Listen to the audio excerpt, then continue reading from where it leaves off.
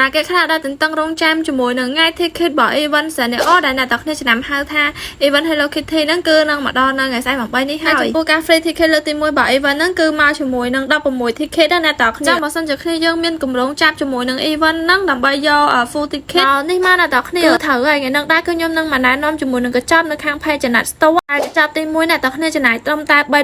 $3.79 សេនទេអ្នកទាំងគ្នានឹងទទួលបាន275ពេជ្រដែលកញ្ចប់នេះដែរគឺថា full ticket ហ្មងអ្នកទាំងគ្នាហើយចំពោះកញ្ចប់ទី2ហ្នឹងគឺកញ្ចប់ weekly pass ដែលខ្ញុំ recommend ឲ្យអ្នកគ្នាដាក់មែនតើហ្មងអ្នកទាំងគ្នាដាក់3 weekly pass ក៏បាន full ticket ដែរដោយអ្នកទាំងគ្នាដាក់3 weekly pass ទៅគឺចំណាយត្រឹមតែ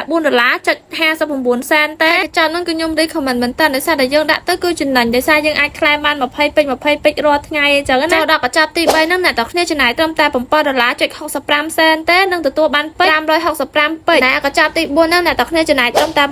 $9.67 សេនទេនឹងទទួលបានពេជ្រ700ពេជ្រភ្លាមតែម្ដងតែបើអ្នកទាំងគ្នាអត់ពេញចិត្តជាមួយនឹងកញ្ចប់ទាំងអស់ហ្នឹងទេអ្នកទាំងគ្នាចង់ដាក់ពេជ្រចាប់ជាមួយនឹង event ហ្នឹងតែម្ដងអ្នកទាំងគ្នាក៏អាចដាក់បានដែរដោយនៅក្នុង website Janet Store គឺមានកញ្ចប់ជាច្រើនទៀតអ្នកទាំងគ្នាអាចចូលឆែកនៅក្នុង website Janet Store ដែលខ្លួនឯងក៏បានដែរលេខ website មាននៅខាងក្រោម page ស្រាប់បើអ្នកទាំងគ្នាអត់ចេះដាក់ខ្លួនឯងទេអ្នកទាំងគ្នាអាចឆាតចូល page Janet Store ដើម្បីគាត់ top up ឲ្យក៏បានដែរដាក់ភ្លាមបានភ្លាមលឿនរហ័សទាន់ចិត្តសំខាន់ធានាសុវត្ថិភាពដល់ខនអ្នកទាំងគ្នា100%។